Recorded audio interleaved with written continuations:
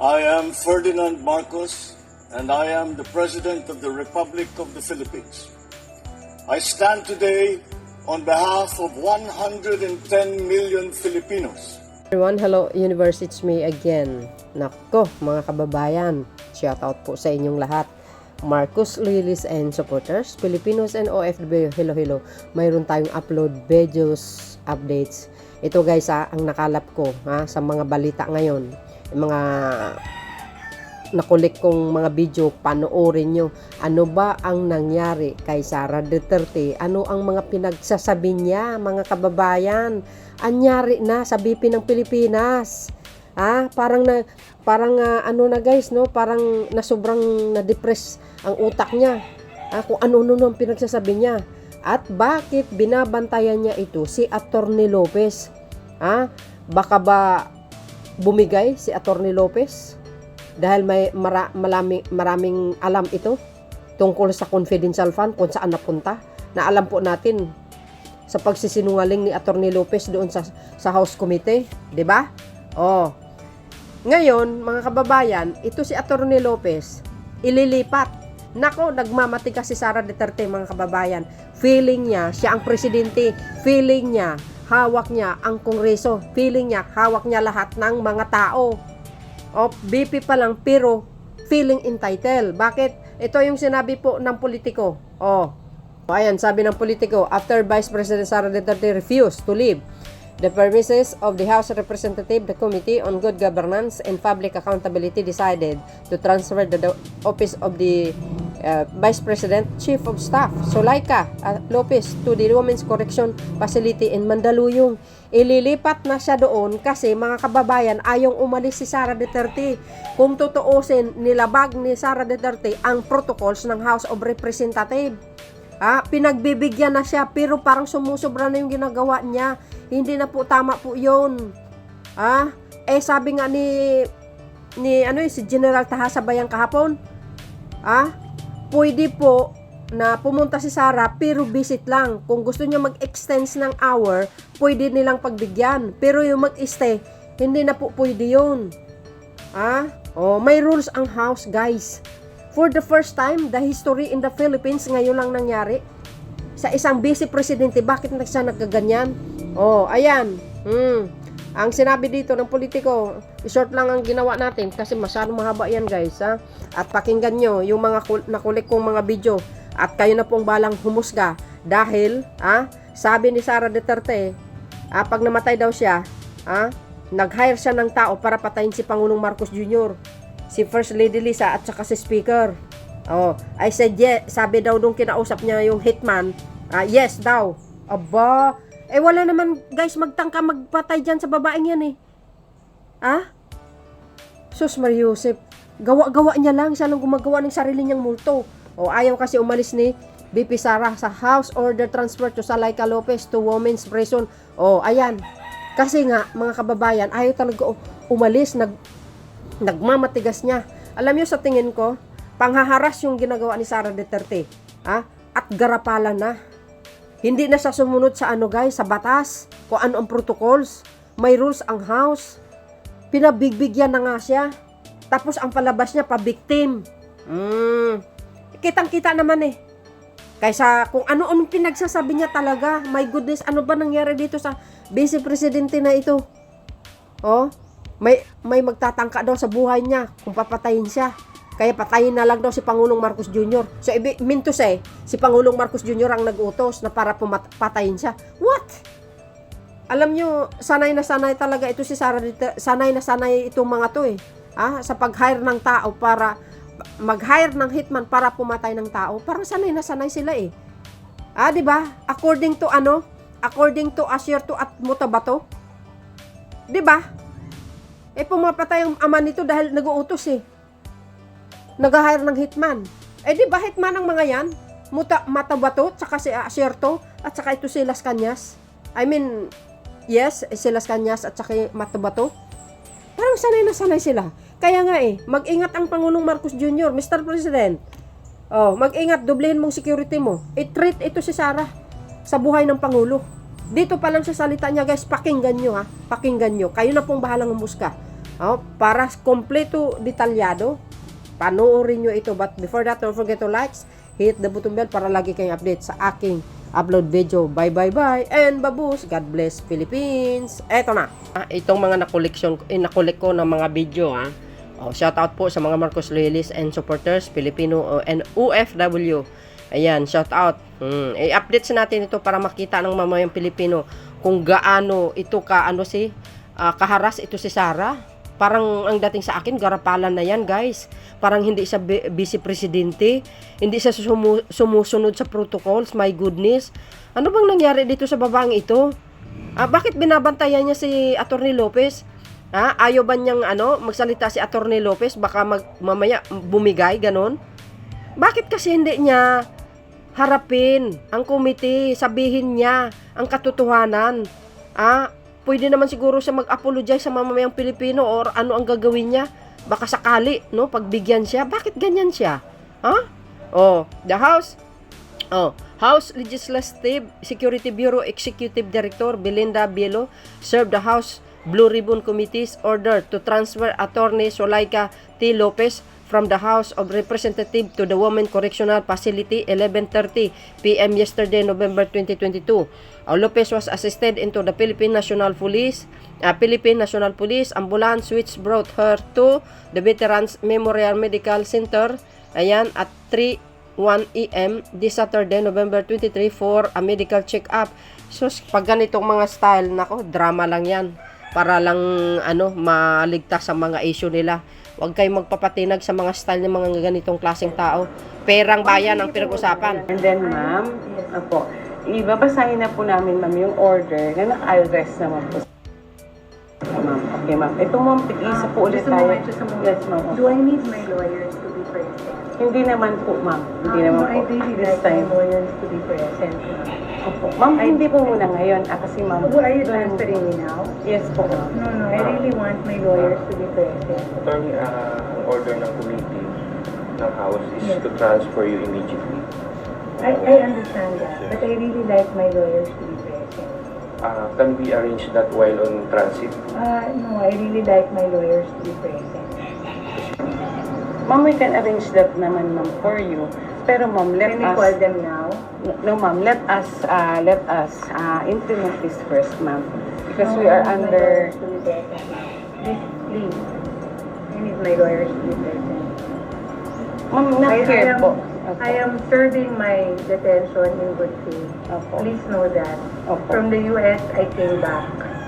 I sat there and I answered the question. So, I would like my lawyers to be present. Ma'am, are your lawyers around? We are going to call them.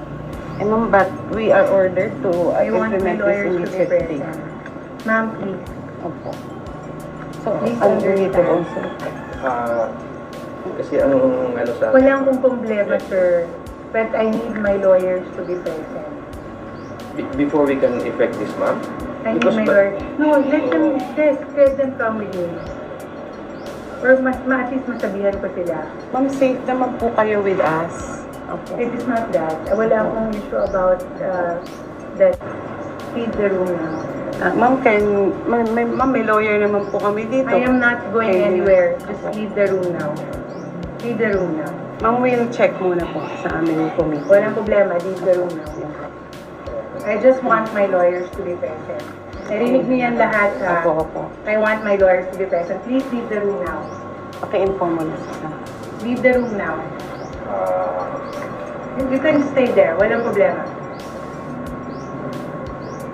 Nicole, leave the room now. Opo. Please just leave the room now.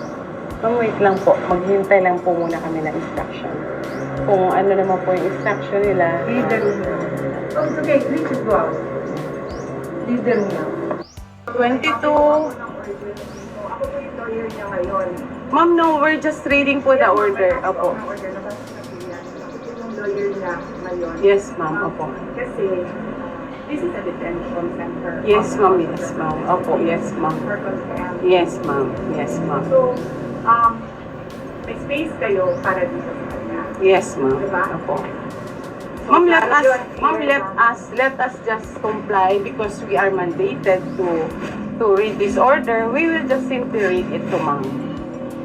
Yes po. Ma'am, no, I think that's a different one, ma'am. Yes, ma'am, but before I give you the copy, ma'am, will you please allow me to read it? Yes, ma'am. Yes, ma'am. Thank you so much, ma'am. Okay, ma'am, may I continue? Into the utilization of public funds, particularly the budget appropriated to the office of the President, Vice President, for the years 2022, 2023. Sabi dito guys ni Dakakiraki, Inday Sara having a full meltdown, issue a death threat against the President and First Lady and Speaker of the House of the Republic of the Philippines. She is no longer the national embarrassment but has escalated herself into national threat. What information does Zuleika Lopez possess that Inday Sara has gone completely out of sorts just to prevent the whore from receiving it? Imagine locking yourself in the dark and barricading yourself inside the detention facility just so that your chief of staff becomes inaccessible to the law. This is a new law even for the Dutertes. Ay, grabe, ang tindi guys, no? Alam nyo, si Sara, hindi ko alam kung ano po ang nangyayari sa kanya, mga kababayan. Palagay ko, minsan iniisip ko, parang siya ang siya ang nagbabanta talaga kay Pangulong Marcos Jr. na patayin. Bakit? Ito, pakinggan nyo, mga kababayan, sabi niya, pag namatay daw siya, patayin daw si Pangulong Marcos Jr., si Speaker, at saka si First Lady. My goodness, sino naman na magtatangka sa buhay niya? Hindi na nga siya pinakaialaman. Tahimik na nga ang Pangulo, hindi na siyang pinapatulan. My goodness, kung anong pinagsasabi niya, guys. Palagay ko, dito sa mga pinagsasabi niya, treat ito sa Pangulo no? Mag-hire daw siya ng mga papatay kay Pangulong Marcos Jr. pag may nangyari sa kanya. Siya lang ang gumagawa ng sariling issue niya, tapos isisihin niya sa ibang tao. What the heck? Guys, pakinggan nyo ito. Ano pong masasabi nyo dito? Kayo na pong bahalang humusga sa kanya. Dapat ito, dali na sa Mandaluyong. Huwag kang mag-alala, ma'am, sa security ko. Kasi may kinausap na ako na tao. Sinabi ko sa kanya, kapag pinatay ako, patayin mo si BBM, si Lisa Araneta, at si Martin Romales. No joke. No joke. Nagdilim na ako, ma'am.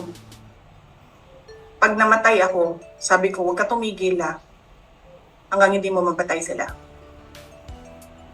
And then he said yes. Manang-mana sa ama, guys. Mahilig mag-hire ng tao. Dito pa lang nakikita nyo. Ano kayang sasabihin ng mga national police dito sa statement niya na ito? Ay, treat ito guys sa Pangulo. Kaya ang Pangulong Marcos Jr. dapat mag-ingat po kayo. Doblehin yung security guard nyo. Baka may balak ito talaga Walang papatay dito sa babaeng ito dahil hindi naman siya pinapansin. Walang pakialam ang Pangulo sa kanya. Walang pakialam si Speaker. Ang issue dito, mga kababayan, ang pera ng bayan, saan niya ginastos? Yun lang po yun. Sagutin niya ng maayos para matapos na. Nadadamay ang mga empleyado niya.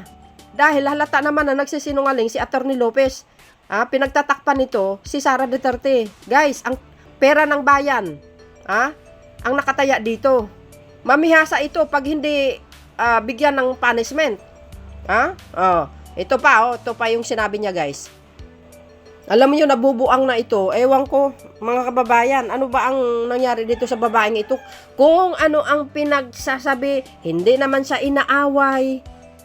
Ang issue lang dito, yung hearing dyan sa good governments tungkol dun sa pera na ginastos niya, kung saan-saan napupunta. Hindi mo alam kung sino to si Piatos. Baka siya si Piatos, hindi natin alam.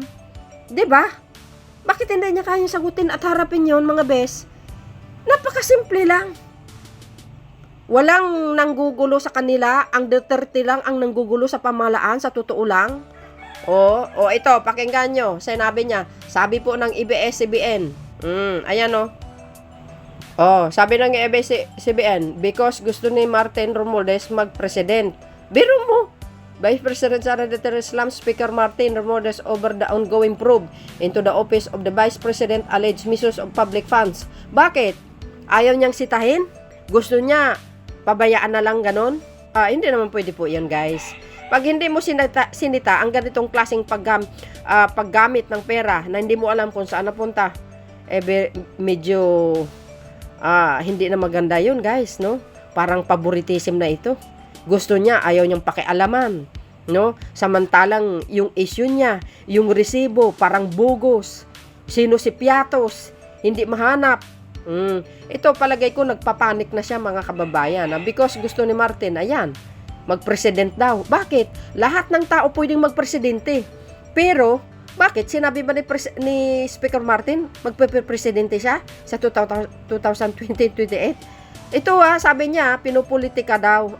My goodness. Halatang halata siya ang namumulitika. Ang layo pa ng 2028. Puro politika ang iniisip niya kaysa daw malakas daw siyang kalaban. What? Alam niyo, hindi malakas siya kalaban dahil wala naman siya big achievement, guys, sa kanyang pamumuno ng 2 taon sa DepEd at sa busy. Yung issue niya nga hindi niya kayang maipaliwanag. 'Di ba? Ayaw niya mag-out. Di ba? Sabi nga nila, brata nila. Hindi brata nila ito. Garapalan ang nangyayari dito. Ayaw lang niyang harapin ang totoong issue laban sa kanya. Saan niya ba ginastos yung pera? Bakit nabubunyag yun sa komite ang mga issue laban sa kanya? Kung wala namang issue, hindi naman siya iimbestigan, mga kababayan. Sabi ng mga DDS, bakit naman kasi siya lang ang inimbestiga? Bakit? Sino bang may issue? Di ba Sara lang? Walang issue yung mga tao na pinagbibintangan nyo. Sila'y tahimik, hindi palaaway. Ito palaaway talaga ito si Sara Duterte. Lumabas talaga ang totoong kulay niya, mga kababayan. Vice President Sara Duterte slams House Speaker Martin. Ayan. Romualdez over the ongoing probe into the office. Ay, sus Mariusip. Gusto niya, mga kababayan, siya lang ang magtatakbo sa pagkapangulo. Paano yun kung kung ang kalaban niya si Secretary Gibo? Mas pipiliin ko si Secretary Gibo kaysa sa kanya. Di ba? Kung dalawa lang sila halimbawa, dalawa sila ni Tulfo, ang maglaban, no choice, si Tulfo na lang kaysa man sa kanya. Baka maubos ang pera ng bayan ito, pakinggan yung sinabi niya. Year pa yan dapat final nila last year. Wala ginagamit nila yung COA. Humingi hanggang makahanap kayo. Karapatan ng house yun. Anong pwede namin gamitin. And all because we are in this mess. All because gusto ni Martin Romualdez mag-president. Hindi siya makontrol ng presidente natin. Na hindi marunong magdesisyon.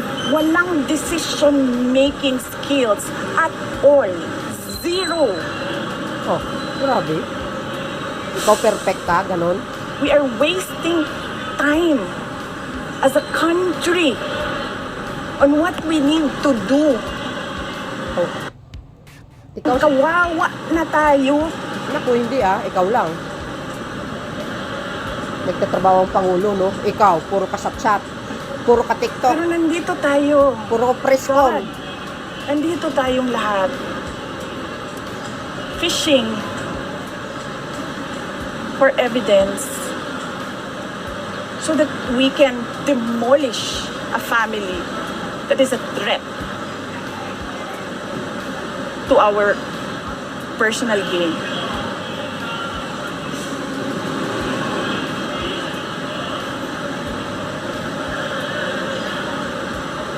We are wasting time. Ikaw lang yun. This country should be working on being competitive,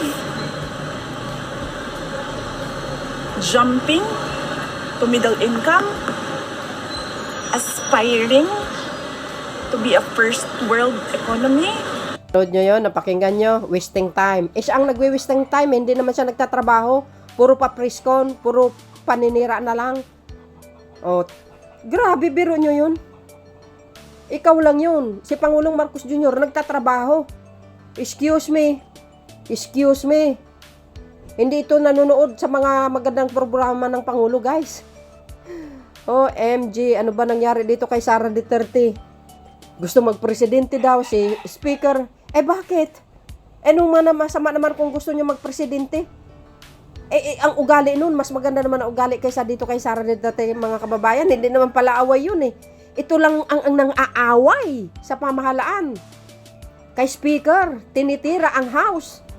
Nagpa-detain dito sa House, pero yung in-invite sa committee, hindi siya sumipot.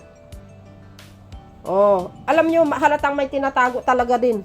Sa totoo lang. Sino ba si Piatos? Ano ba yung mga resibo na nandoon na sinasabi ni Congressman Luistro? Saan galing ang mga yun? Sempermanship? Oh my goodness. Ay, ewan ko. But anyway, mga kababayan, kayo na lang ang bahalang humusga sa kanya. Ano ba ang nangyayari?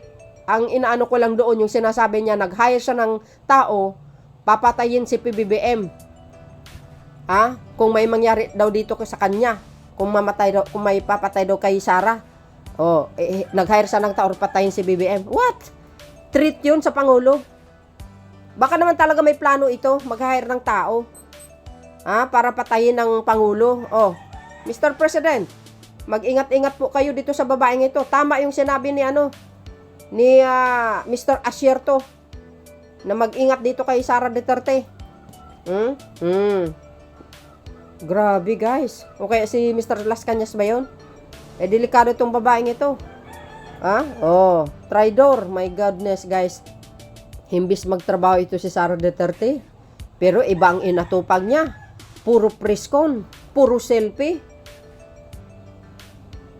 Ay, nako. Ewan ko na lang sa inyo. So, yun, mga kababayan. Dito sa ginagawa nyo, alam nyo, dito sa ginagawa nyo, lalo siyang lulugmok. Siya lang ang gumagawa sa sarili niyang issue. Pera ng bayan ng issue, isa lang. Wala nang iba. Kaya, sagutin niya dapat para matapos ang problema. Yun lang yun. So, yun mga kababayan. Thank you for watching. See you again on my next upload video. Bye. And babus. God bless Philippines.